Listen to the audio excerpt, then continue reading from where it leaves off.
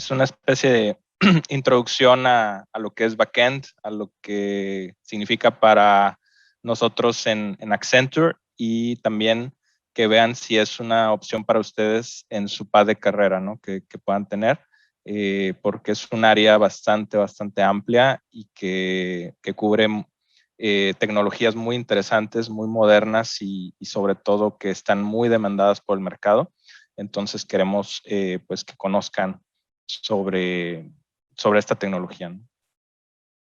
Entonces, pues bueno, voy a empezar presentándome un poco. Mi nombre es Jorge Alaniz, soy el líder actual del Capability de Backend Engineering, que es toda esta área que les vamos a platicar el día de hoy. Y tengo ya 12 años en Accenture. Mi rol ha ido cambiando porque a lo largo de mi carrera he estado en 8 diferentes proyectos y clientes, que es parte del por qué me gusta mucho la consultoría y que te permite estarte moviendo de cliente y pues es algo nuevo, ¿no? Todos los días hay un problema nuevo a resolver, entonces es parte del por qué me gusta mucho esta carrera. Y he estado en 3 diferentes roles. Primeramente yo entré a Accenture con un rol de Environment Management, que es lo que así se le llamaba antes a lo que ahora es DevOps, o sea, toda la parte de infraestructura de servidores, toda la parte de manejo de ambientes para que otros equipos pudieran trabajar.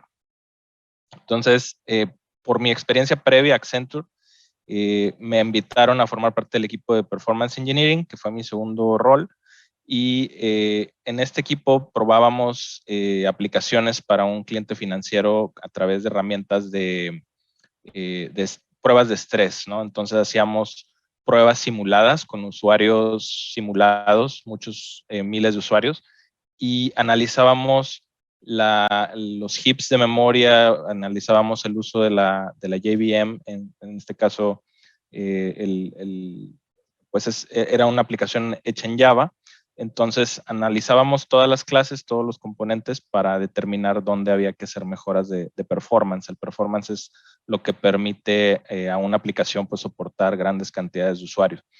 Y posteriormente, por ese background que yo tenía de desarrollador de Java, me invitaron a comenzar el Capability de Backend, que es mi rol actual. Y pues ahora en Accenture estamos creciendo muchísimo.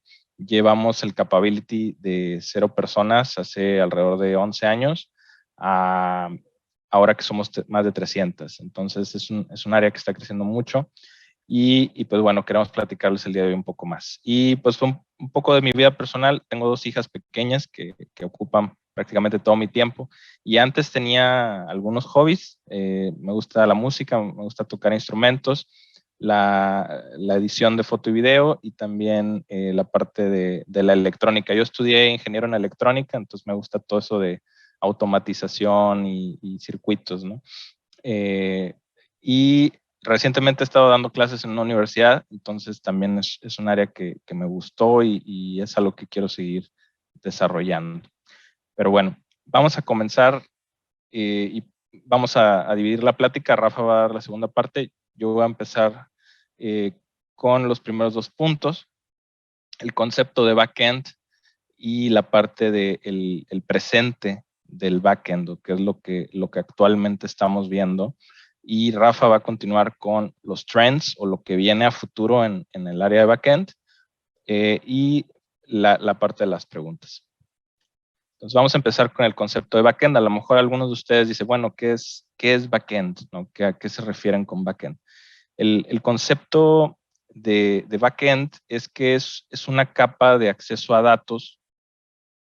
Es el de cualquier software o de dispositivos tienen esta capa que accede a los datos, y esta capa no es directamente accesible por los usuarios. O sea, es decir, hay una interfaz que te permite hablar con esta capa, pero normalmente no está expuesta a los usuarios finales. Entonces, esta contiene la lógica de programación que maneja dichos datos. Contrasta con el frontend, que se refiere a la parte gráfica, ¿no? del programa o del sitio web.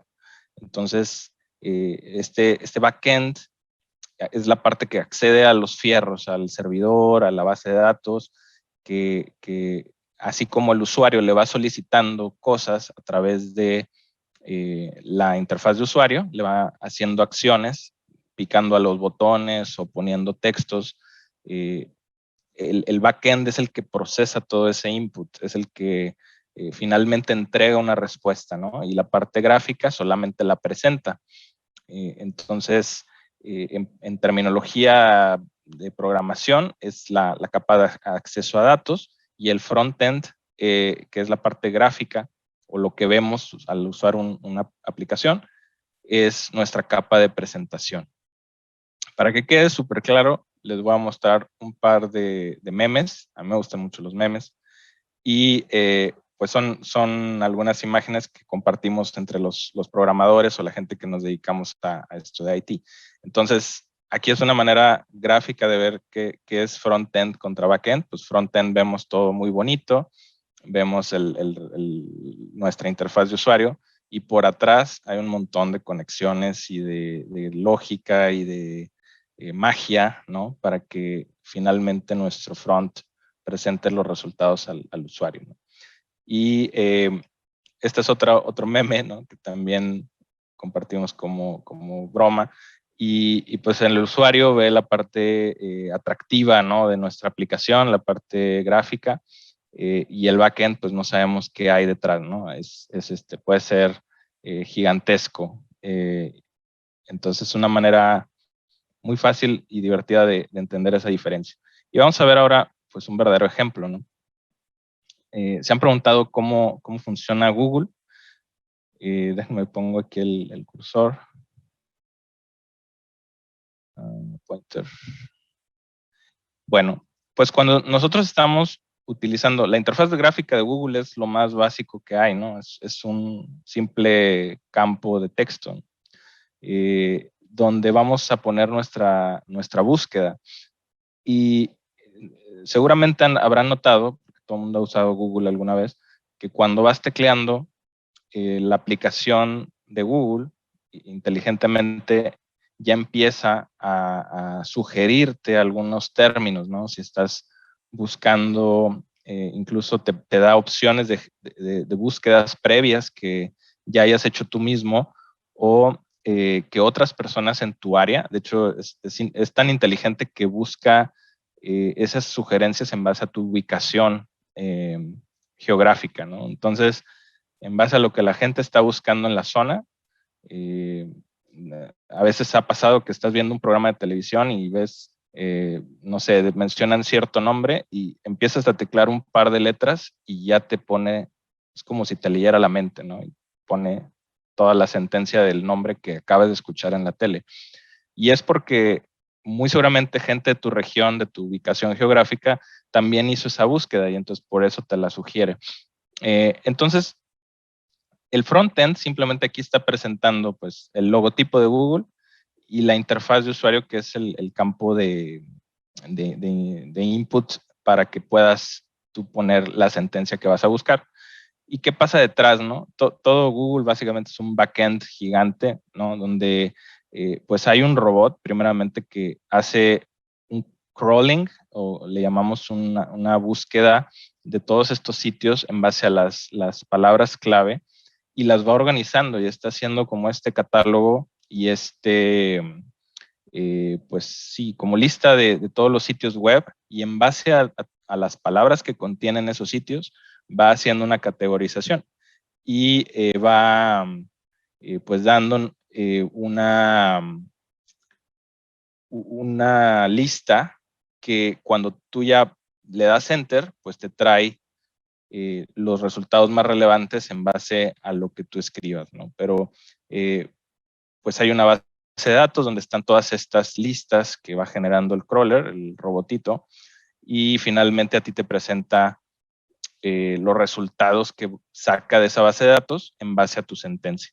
Y así es como funciona Google, de una manera muy simple, ¿no? Está simplificado, pero pues detrás hay muchísimo, ¿no? Y todo esto es lo que hacemos con el backend, ¿no? Toda esa lógica, esa análisis y pues el manejo de los datos lo hacemos en la parte de atrás, en la parte backend. Muy bien. Ahora, ¿qué es relevante el día de hoy conforme a backend? Hay una página muy interesante que se llama TIOBE, y sacan este índice que le llaman el TIOBE Index, que pueden ustedes buscar. Y no es una lista de los lenguajes de programación más mejores, o sea, los mejores lenguajes, o que quiera decir que los que están al final no sirven, sino que mide la popularidad de los lenguajes. Entonces, si ustedes ven un lenguaje en el primer lugar, es porque hace todo este análisis de los contenidos de los buscadores, entonces no solamente de Google, de Yahoo, Bing, Wikipedia, YouTube. Entonces hace todo este análisis de los diferentes buscadores y se da cuenta de cuáles lenguajes tienen mayor popularidad, digamos, entre toda la comunidad de desarrollo, ¿no? Entonces, entre más páginas y resultados arroje los buscadores, se va actualizando esta lista. Y es una lista que se actualiza mes a mes. Y pueden ver algunos patrones, ¿no?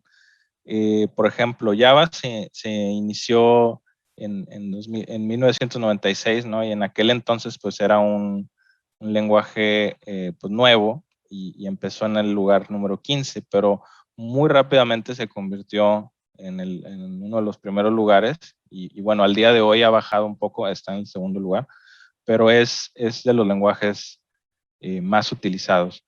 El lenguaje C, pues es de los más populares y es un lenguaje viejísimo, es un lenguaje pues con los que se han escrito muchas aplicaciones y sistemas operativos, ¿no? Muy viejos, y que sigue siendo utilizado porque es un lenguaje que es muy eficiente, ¿no? Y muchos juegos los hacen en este lenguaje, pero podemos ver que Java también es muy importante y Python, que también inició relativamente a la misma fecha que Java, pues se ha ido convirtiendo poco a poco en un lenguaje muy importante, ¿no? Ya está en el top 3. Y otro lenguaje que les quiero comentar es JavaScript, que si bien no ha subido mucho de popularidad, hemos visto que se ha convertido en un lenguaje muy versátil y vamos a hablar un poquito más de estos tres lenguajes. C# y C++, pues bueno, son importantes, sin embargo, pues están muy atados a la parte de Microsoft, ¿no? Dependiendo de las empresas que lo utilizan, pues están más apegadas a las tecnologías de Microsoft. Y bueno, C++ también es un lenguaje basado en C y que también se utiliza mucho para juegos y para aplicaciones que utilicen mucho en la parte gráfica, ¿no? Pero vamos a ver un poco más de tres lenguajes que son muy importantes actualmente, ¿no? Actualmente en el mercado. Python es un lenguaje de alto nivel, que quiere decir que no te vas a preocupar de tareas complejas como manejo de memoria y apuntadores, como lo harían, lo tendrías que hacer en C o C++, ¿no? Son lenguajes que son mucho más complicados porque tienes que bajar un poco de nivel y hablar un poco más directo con la computadora, ¿no? Entonces, los lenguajes de alto nivel nos permiten hablar un lenguaje más humano, que al final un compilador es el que lo transforma en el lenguaje que entiende la máquina, ¿no?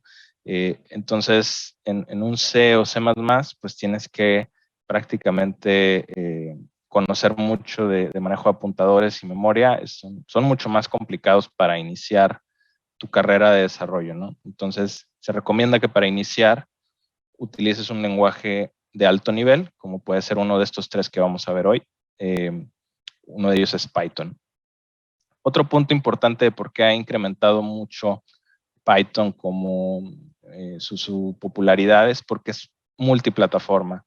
¿Qué quiere decir? Que una aplicación que hagas en Python la puedes correr en una máquina Windows, en una máquina Mac, en Linux. Entonces hay estos interpretadores que te permiten correr la aplicación en diferentes lugares, ¿no? Y inclusive en los móviles, ¿no? Puedes tener aplicaciones hechas en Python. Entonces, el hecho de que sea multiplataforma, pues da mucha versatilidad. Por ejemplo, eso contrasta con C Sharp, donde pues necesitas tener un ambiente Windows. Y bueno, recientemente ya también hay algunos interpretadores para Linux, pero anteriormente no había tanta flexibilidad. Ha cambiado Microsoft su enfoque y ya se ha abierto más en ese sentido recientemente. Python también tiene una gran comunidad, entonces pues tiene más de 20 años de estar activa, entonces normalmente se recomienda porque pues hay mucha gente que te puede ayudar, ¿no? En caso de tener una duda, que te atores en algún punto, pues puedes contar con apoyo de la gente de la comunidad.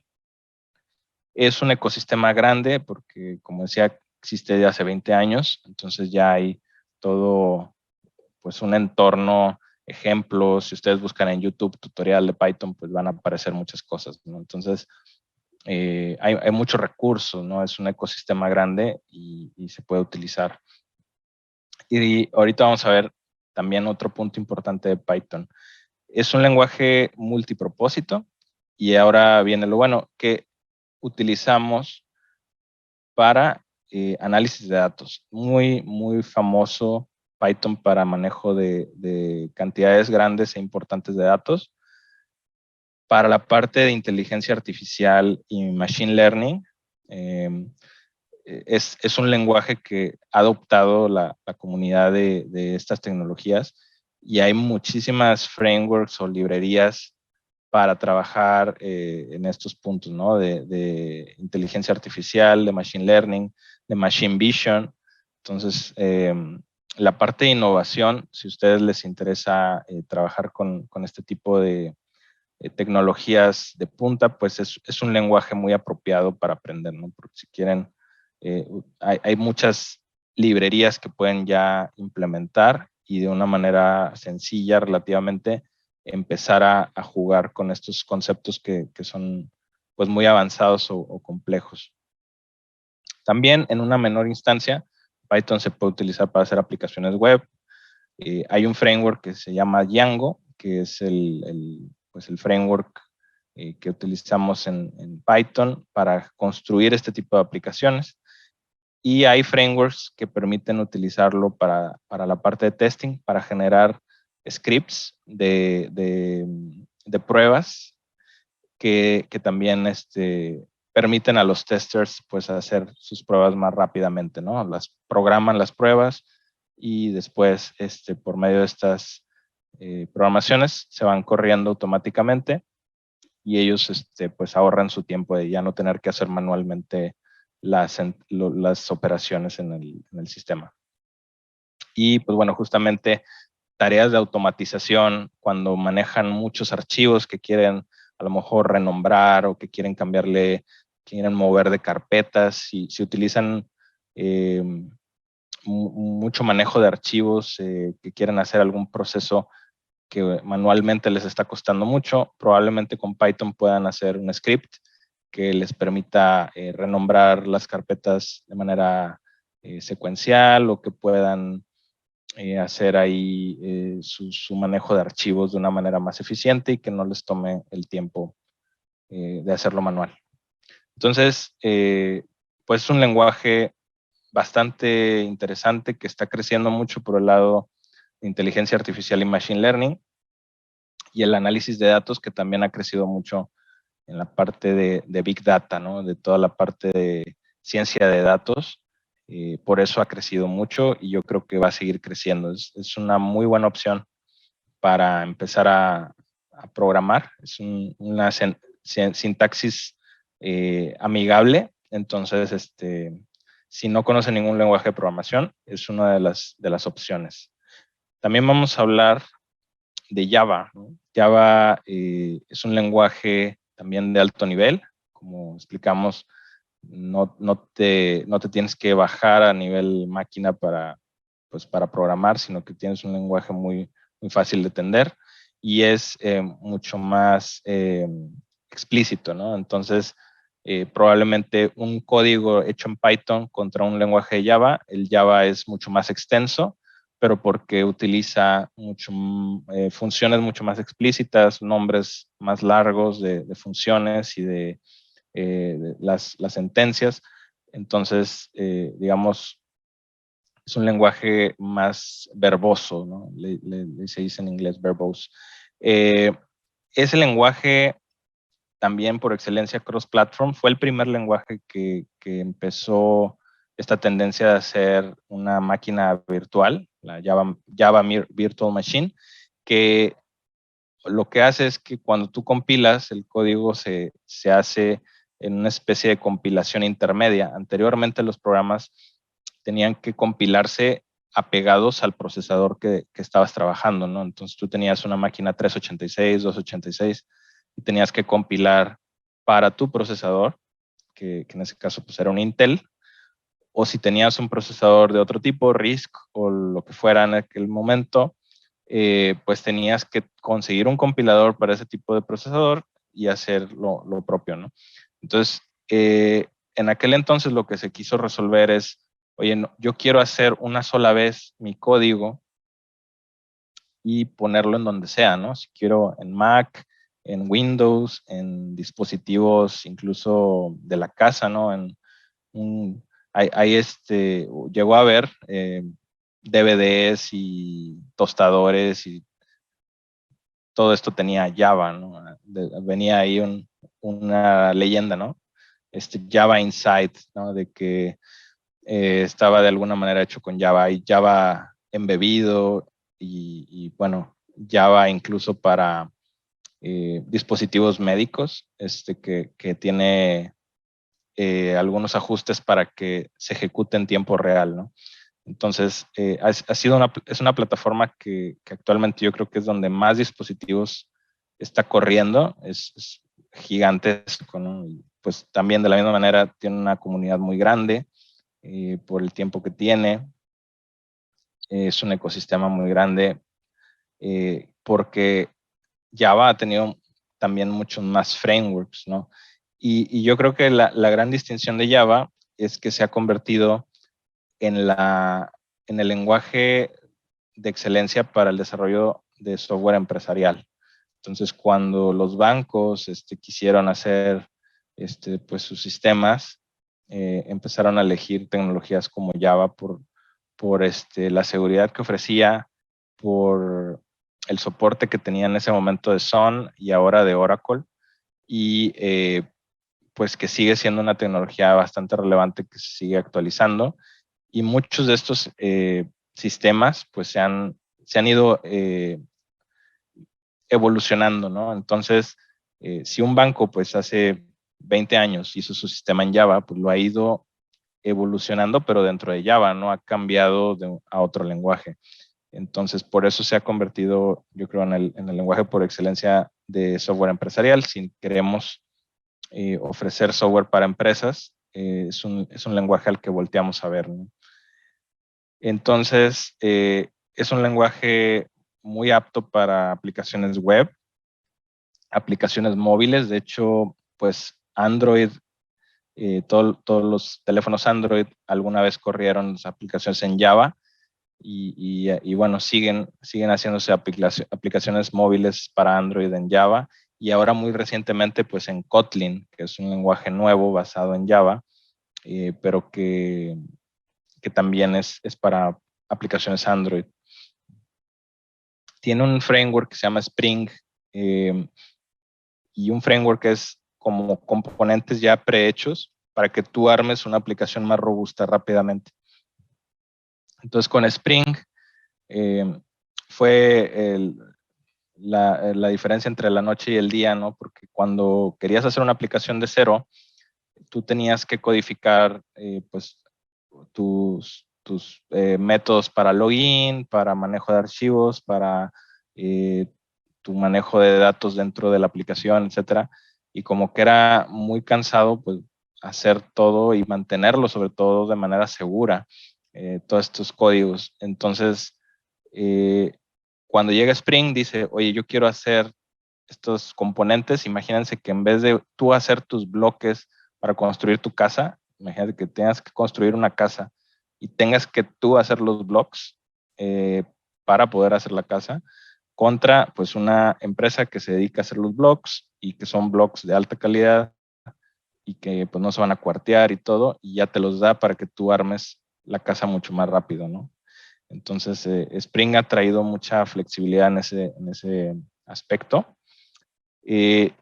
También Java se utiliza mucho para aplicaciones desktop, aplicaciones que, no sé, puntos de venta o aplicaciones que se corren dentro de la máquina y que a lo mejor están en una intranet y que no necesitan necesariamente una conexión a internet.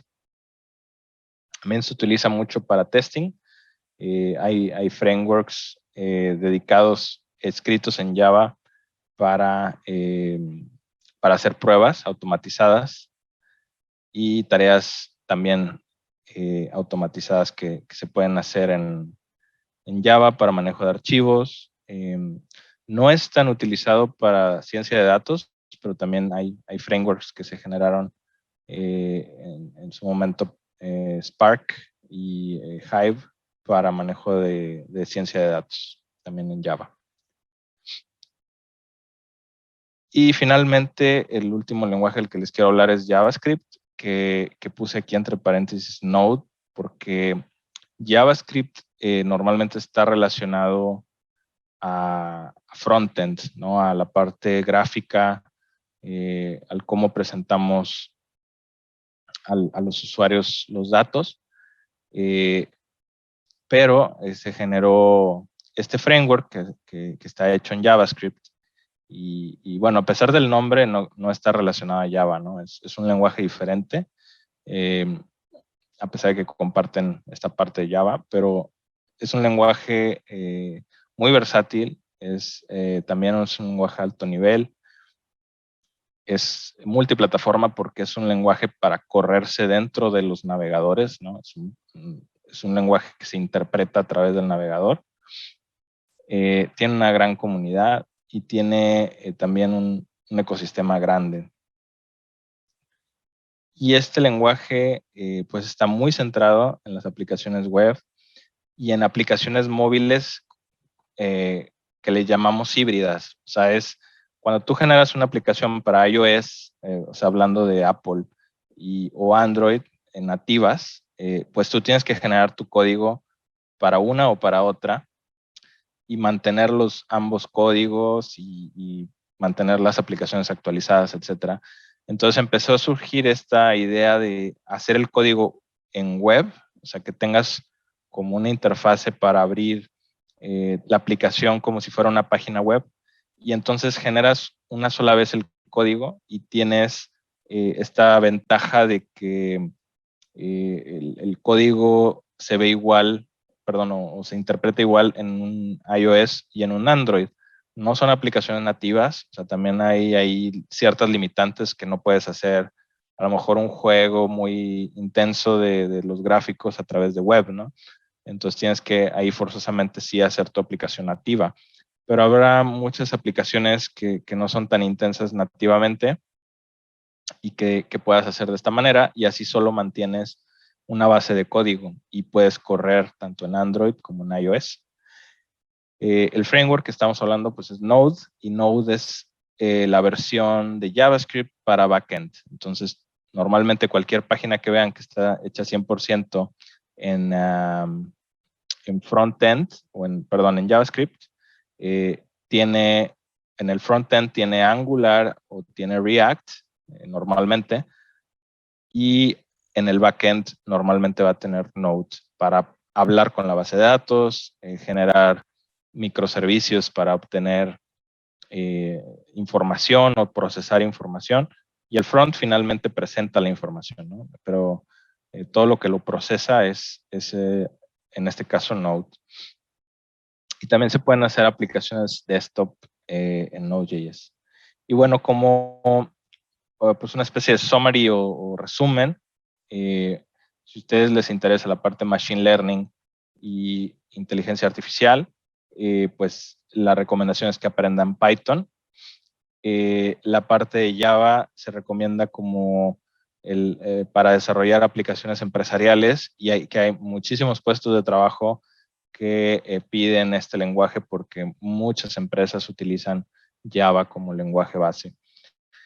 Y si ustedes se quieren especializar más en la parte web y desarrollo de aplicaciones cross en móviles, pues la recomendación es que aprendan JavaScript, ¿no? Entonces, con estos tres lenguajes que no están peleados, hay mucha gente que sabe dos o tres, o los tres en una sola persona, especialícense en uno, pero tengan a la mano conocimientos de las otras para que tengan más oportunidades laborales y también que puedan adaptarse al mercado, ¿no? Porque el mercado va moviéndose de una manera estrepitosa y muy rápidamente quedamos fuera pues de relevancia, ¿no? Entonces, para mantenernos nosotros relevantes, pues tenemos que ir con el mercado, ir viendo hacia dónde se va moviendo y podemos utilizar estos índices como el TIOBE para ver si nuestro lenguaje que estamos utilizando pues ya está quedando atrás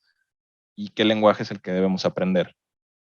Y tengan mucho cuidado porque surgen muchos lenguajes nuevos, por ejemplo, Kotlin, que suena muy padre pero no sabemos realmente cuánto va a durar, ¿no? Yo recuerdo que cuando inició JavaScript empezamos a invertir en otras frameworks que no quedaron, finalmente desaparecieron, ¿no? Y había una que se llama Backbone y ahora ya no existe, ¿no? O sea, es prácticamente Angular, se la llevó de encuentro y React. Entonces, tengan cuidado también de no invertir mucho tiempo en cosas muy nuevas hasta que ya esté un poco más establecido, ¿no? Pero es mi recomendación y cualquiera de estos lenguajes les va a servir muchísimo en su vida profesional. Y ahora pasamos con nuestro buen amigo Rafa. No sé si ya estás fuera de mute. Sí, aquí estoy. Hola, ¿me Vale, pueden pues escuchar? sí, te escuchamos. Ok, compañeros. Bueno, pues buenas tardes. Mi nombre es Rafael Paredes. Estoy en el equipo de Jorge. Actualmente llevamos la parte de desarrollo profesional. Si quieres, dale, George. Ok. Entonces ya tengo 4 años en Accenture, 3 clientes o proyectos y ya llevo 2, 3 años como el Professional Development Lead. Años de experiencia, 14 más o menos, y cosas que me gustan: correr, hacer montañismo, el CrossFit, caligrafía y leer. Son las cosas que más me gustan. Siguiente, George. Bueno, antes de empezar con los trends, que es la parte que me tocó, me gustaría preguntarles a ustedes, primero que nada, de qué estado son de la República. Me pueden escribir en el chat o pueden contestar. Ok, Ciudad de México, gracias David, saludos. Estado de México, Puebla, ok, Nuevo León, ok.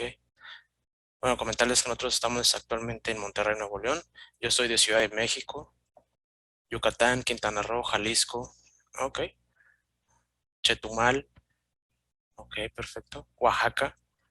Me da mucho gusto que también haya mucha gente del sur porque pues, para allá va este impulso de desarrollo del hub en Mérida. Sin embargo, pues también la gente que está en otros estados, como en el norte o en el centro, pues también va a poder tener esta otra opción de estar en ese hub. Ahora, la siguiente pregunta es: ¿de qué carreras son?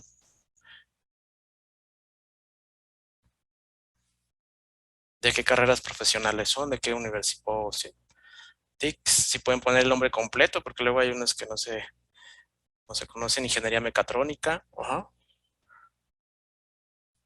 negocios y gestión empresarial, okay, administración de empresas, ingeniería de software, ingeniería informática, negocios digitales, economía, ingeniería en sistemas computacionales, ingeniería en computación. Ok, muy bien.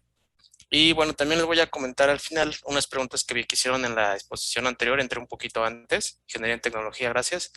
Vamos a hablar también de certificaciones, si no me acuerdan, y vamos a ahondar en inteligencia artificial y cloud, que es algo que vi que les interesó. Tecnologías de la información y área de desarrollo de software multiplataforma. Perfecto, pues todos tienen el perfil. Yo también que hay gente de otras carreras, también pueden tomar puestos dentro de Accenture. Accenture es multidisciplinario. Ahorita vamos a ir para allá. Y bueno, primero vamos a cumplir el objetivo de esta sesión, es que ustedes conozcan los trends o las tendencias de lo nuevo que viene en cuestión del backend engineering. Como les comentó Jorge, backend engineering pues es toda la parte de atrás del sistema, toda la parte que hace la lógica de negocio o el acceso de datos. ¿Okay? Eso sería el backend. Y siempre me gusta mucho ver los memes de George porque son muy específicos en cuestión de dar a entender qué es lo que está haciendo el backend, ¿no? Muchas veces el frontend se ve muy bonito y en el backend hay un mundo de componentes, de clases, de programación, de hilos conductores, capas de acceso, etcétera, seguridad. Pero bueno, ok. Bueno, Universidad de Quintana Roo, muy bien. Pues vamos a empezar con Cloud Migration. Siguiente, George, por favor. Cloud Migration creo que es bueno, es una de las tendencias más importantes actualmente. A lo mejor ustedes ya han leído al respecto, les ha llegado información, pero para darles el punto de vista dentro del Accenture, estamos teniendo una transformación digital de los servidores que antiguamente estaban on-site o en el sitio o en la empresa hacia los servidores de grandes proveedores de nube como Amazon, como Microsoft, como Google. Entonces, lo que está ocurriendo es una transformación digital. Estamos viviendo en este momento la transformación digital como si hubiera sido la temporada pasada cuando se migró de móviles, de desktop a móviles y mucho antes cuando se migró de desktop a web. Estamos viviendo algo parecido, ¿no? Todos los sistemas se están moviendo para esa infraestructura de datos y es bien interesante porque los perfiles de hoy en día pues van a estar muy basados también en tener habilidades para poder manejar herramientas o servicios en la nube. Entonces, ¿qué es lo que está pasando? Que las empresas cada vez están decidiendo rentar en vez de tener su propio espacio de servidores, ¿no? E infraestructura. Pues esto tiene muchas ventajas en cuestión de costo, en cuestión de administración. Simplemente pago por lo que uso y tengo una amplia gama de recursos a los que puedo explotar, ¿no? Imagínense todos los recursos que tiene Amazon para poder explotar. Antes era de que hoy me quedé sin disco duro, ¿no? Pues hay que conseguir otro disco duro para que tengamos más disco duro o RAM o etcétera, CPU. Entonces ahora lo que podemos hacer con la nube es que es muy flexible. Simplemente podemos elegir otro plan o agregar más disco duro o agregar diferentes recursos que vamos a necesitar. Aparte de todos los servicios construidos que ya tiene y que no tenemos que construir desde cero. Simplemente los vamos a reusar. Es como comentó Jorge, ¿no? Acerca de los bloques. Ya no vamos a tener que crear los bloques, simplemente esos bloques nos los va a vender un proveedor y ya vienen esos bloques certificados con seguridad y con calidad y los voy a poder usar para poder crear mi plataforma. Hoy en día se presenta una gran fuerza en cuestión de desarrollo de software. Cada vez se requieren más personal para este campo y es uno de los campos en crecimiento y con mayor expansión y con mayor futuro. También tenemos muchas vacantes dentro de Backend Engineering. Es uno de las áreas pues más grandes. Hay diferentes áreas, como ya les han hablado. Backend Engineering es una de las más grandes porque tenemos mucha demanda de gente. Incluso hay veces que no encontramos a la gente para poder tener los proyectos a tiempo, pero bueno, la encontramos eventualmente. Bueno, siguiente, George. Ok, microservicios. Esta otra tendencia. Antes teníamos una aplicación monolítica, teníamos todo centrado dentro de un solo archivo y ese archivo lo desplegamos en un servidor, ¿no? En un sistema. Hoy en día nos hemos dado cuenta, o a través de la experiencia de la prueba y el error y los análisis de los sistemas, que es mejor tener distribuidos nuestros componentes en pequeños componentes que se puedan interconectar entre sí y esto nos ayuda a que tengamos un mejor mantenimiento de ellos, más escalabilidad por componentes, detectar los focos rojos dentro de los componentes. Y hay muchas ventajas. Entonces, es por eso que las empresas están también migrando sus aplicaciones monolíticas a aplicaciones de microservicios. ¿Alguien ha escuchado de la nube y de microservicios? Puede poner en el chat.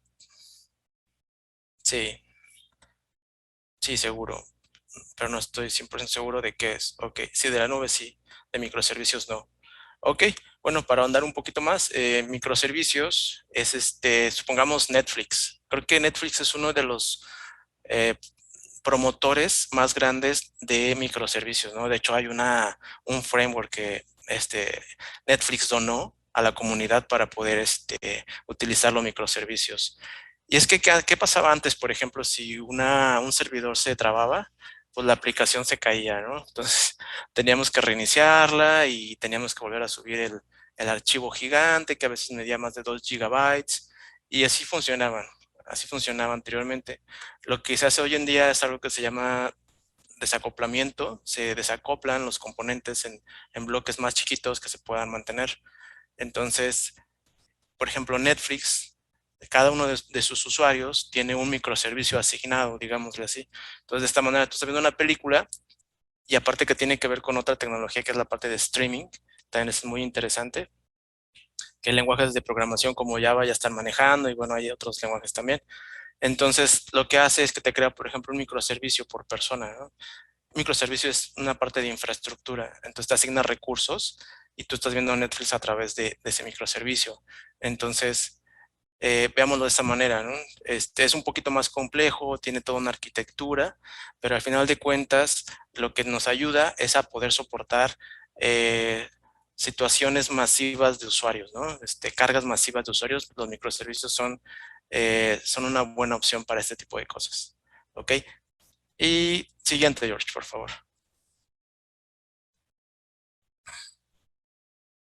Ok, serverless versus servers. Serverless es una nueva tecnología o es una tecnología que está muy de moda hoy en día, que se utiliza para la parte de procesamiento de lógica de negocio en el backend. Antiguamente, pues teníamos todo en un servidor. Hoy en día podemos tener algo que se llaman lambdas, ya es algo muy específico de AWS o funciones dentro de Azure Microsoft y ya no tenemos que crear todo un sistema para poder atender una lógica de negocio. Simplemente podemos crear una lambda o una función que va a estar viviendo dentro de un servidor en la nube y estándole pidiendo datos.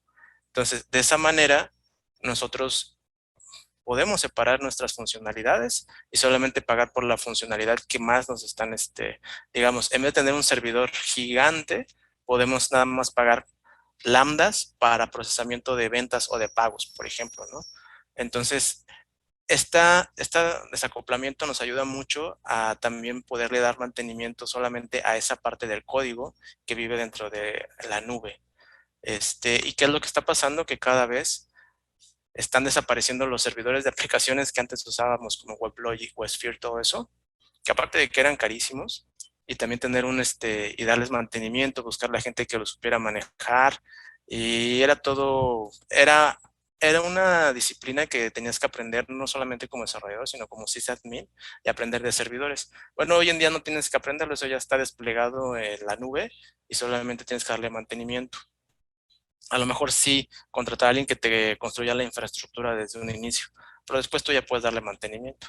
Es más sencillo. Entonces las empresas lo que están haciendo es que están pasando de esa parte de servidores de aplicación a lambdas. Y de igual manera, empresas gigantes como Netflix, como otros proveedores, están pasando toda su lógica de negocio a procesamiento de funciones en la nube. ¿Okay? Muy bien. Siguiente, George, por favor. Ahora, hay otra parte que mencionaron, hace rato vi a alguien que mencionó de inteligencia artificial y data science y la nube ya lo tocamos.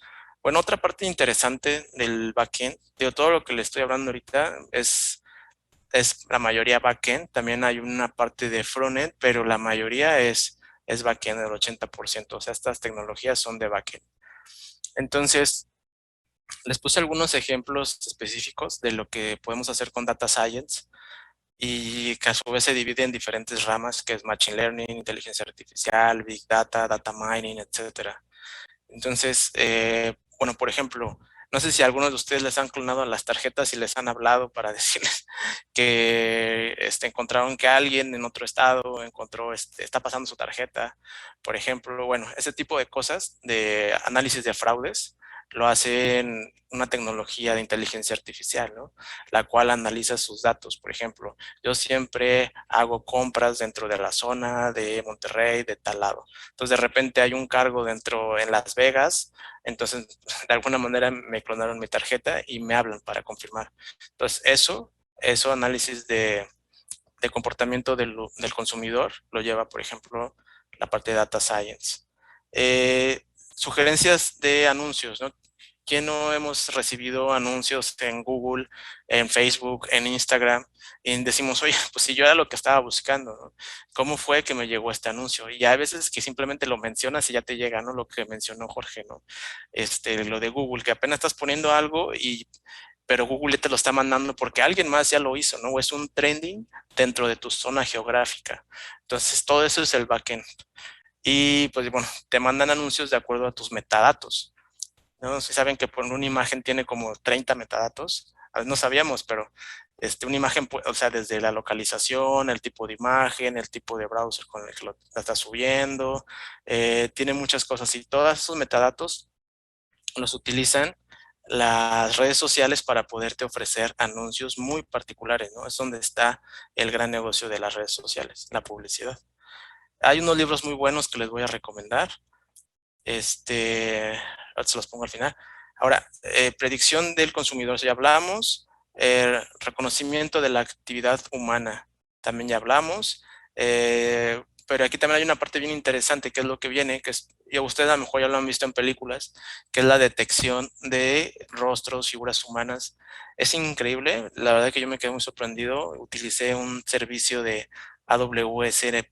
Actualmente estoy certificado como arquitecto asociado de AWS y pues en mi estudio encontré un servicio que tú subes una imagen y de hecho está libre, lo pueden buscar. Subes una imagen, la que sea, y te detecta cuántas personas hay, qué objetos hay a tu alrededor, pero no solo eso, te detecta hasta el estado de ánimo de la persona, la edad, la raza, etcétera. Y los objetos que están alrededor también te puede decir, es posible que sea un perro, es posible que sea un gato, es posible que sea un lápiz, ¿no? Entonces, todo eso te lo hace en microsegundos, ¿no? Y es un servicio que es libre, ¿no? Entonces, ya hablamos también de análisis de videos, de imágenes, pues que son al final videos. Y pues bueno, de ahí parte un sinfín de cuestiones de seguridad, ¿no? Bueno, segmentación de mercado, recomendaciones de películas, o sea, ustedes ven una película y pues al final analizan qué otras películas les gustaron a otras personas que les gustaron esa misma película y les ofrecen otras películas parecidas, ¿no? Entre otras cosas, ¿no? También su género, sus gustos, su edad, etcétera. Bueno, pues todo eso es lógica de negocio que se transforma en datos interesantes para un negocio. Y todo eso pasa en el backend y al final ya nada más les muestran los resultados. Siguiente, George, por favor. Sin que lo sea gracias, Eric, por tu comentario. Sí, definitivamente, ok, gracias, Jorge, por tu comentario. Y ahorita vamos a pasar para allá. Bueno, vamos a dejar un tiempo de preguntas y respuestas. Y cybersecurity, bueno, es un trending topic. A partir del home office se ha incrementado bastante este tema de la seguridad. Siempre ha sido todo un tema. Apenas, de hecho, me llegó una alerta de que mi cuenta había sido encontrada. Hubo un leak hace unos días de unas cuentas y hay una página que se llama PWND, como PAUNET, que te dice cuando tu cuenta está, por ejemplo, en una base de datos y esa base de datos tuvo un leak. Entonces, pues tienes que cambiar tu usuario y tu contraseña. Bueno, tu contraseña más bien lo más pronto posible. Pero bueno, el tema es que hoy en día la seguridad también es muy, muy importante. Hay especialidades en seguridad. Actualmente nosotros también tenemos temas de seguridad simplemente en aplicaciones empresariales, ¿no? Como buenas prácticas de programación, eso ya te da mucha seguridad. Los protocolos de comunicación, que la infraestructura esté certificada, que tu sistema operativo esté parchado, Entonces, todo esto y temas de compliance también, ¿no? De cómo usar correctamente los passwords, no prestarlos a tus compañeros, etcétera. Entonces, bueno, también vemos mucha parte de cybersecurity en nuestro capability. Y bueno, hay otra parte que es más enfocada a la infraestructura. Ese es otro tema. Muy bien. Siguiente, George, por favor. Y bueno, por último, CI/CD es Continuous Integration o Continuous Deployment. Esto, bueno, esto es es magia, como dice George. O sea, el hecho de tener una infraestructura en la nube en la que yo monto mi código en una plataforma que es un repositorio de códigos, a lo mejor ya lo conocen, GitHub, ¿no? Entonces yo tengo mi código, lo monto dentro de GitHub y simplemente con una terminal le mando unos códigos para que se ejecute todo este pipeline de Continuous Integration que toma el código, lo compila si es necesario y después hace un despliegue dentro del sistema de producción, dentro de la infraestructura de producción. Y de esta manera veo mi cambio desplegado en 2, 3 minutos, por ejemplo. Digo, depende de la capacidad y depende el tamaño del sistema. Pero esto, cada paso que ven aquí, antes una persona lo tenía que hacer. Y me salté las pruebas también, o sea, que tiene que pasar por un ciclo de pruebas. Entonces, cada paso lo tenía que hacer alguien y después subir el programa al servidor, ¿no? Yo, por ejemplo, me acuerdo mucho de que para liberar la producción yo tenía que mandar un archivo a una persona vía un FTP para que lo tome y lo despliegue y después revisemos los cambios, ¿no? Entonces, con este tipo de herramientas, hoy en día creamos sistemas más rápido, ¿no? Al final de cuentas, lo que estamos haciendo es que somos más productivos y necesitamos de menos gente que ayude a hacer esto, ¿no? Porque, por ejemplo, yo como desarrollador, yo no sé a lo mejor de cómo montar una infraestructura para desplegar una aplicación, pero tomo un servicio en la nube que lo va a hacer automáticamente. Simplemente yo nada más tengo que darle cuál es la liga de GitHub para que me tome ese código. Y si se puede, después hacemos una demostración para que más o menos conozcan. Pero bueno, chicos, simplemente esto es como para que ustedes vean todo lo que tenemos dentro del backend. Y pues bueno, me gustaría dejar una parte para dudas, preguntas, porque ya estamos casi al final de la sesión. ¿Qué preguntas tienen? ¿Qué dudas tienen?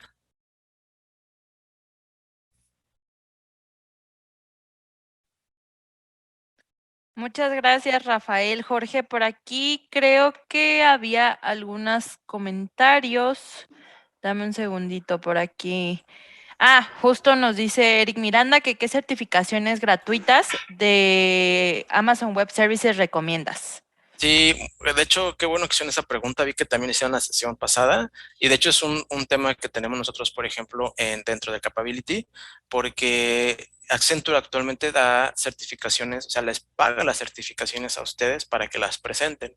Obviamente hay un ciclo de autorización, pero Accenture promueve que la gente que esté dentro de los capabilities, en especial Backend Engineering, que se certifiquen, porque es bien importante, más para cuando le damos servicio a clientes de Estados Unidos, valoran mucho ese tipo de certificaciones y bueno, ¿qué certificaciones te recomiendo? Pues principalmente, digo, vamos a hablar de certificaciones de Java. Si quieres programar algún lenguaje, por ejemplo, está Java, pero también está Python. Te recomiendo Java porque es uno de los más utilizados. Y de AWS, definitivamente la de AWS Cloud Practitioner. De hecho, también esa la saqué hace 2 años más o menos. Y mucha de la gente del Capability la está teniendo, ¿no? Nosotros también creamos cursos internos de la gente que se ha certificado para promover que las demás personas se certifiquen. Entonces, algo que van a obtener ustedes estando en Accenture definitivamente va a ser la parte de los entrenamientos y la capacitación y el beneficio de poder tomar una certificación y que se las van a pagar a ustedes, ¿no? Eso es algo que tenemos y eso es bastante padre. De Azure, por ejemplo, pues te recomiendo la de Azure AZ900, que es la de Azure Fundamentals. También es muy buena y creo que la de Cloud Practitioner es un poquito más difícil. Te recomiendo también la de AWS porque es el proveedor que más se usa en la nube, pero también ya hay muchos proveedores de Azure. Ya también depende de dónde te quieras mover, ¿no? Si a .NET o a otras cosas. Esas dos son las que te recomiendo mucho. Si ya tienes experiencia o ya después de que las obtengas, te recomiendo la de Developer o la de Arquitecto Asociado. Y hay una parte de sysadmin y DevOps, también ya depende. Pero creo que ahorita como van empezando, la de Cloud Practitioner sería la más recomendada y la de Z900. Gracias, Rafael. Todavía tenemos espacio para una preguntita más y nos dicen justo como en el proceso de especializarte, que si recomiendas primero especializarte en desarrollo web o ir directo a cloud.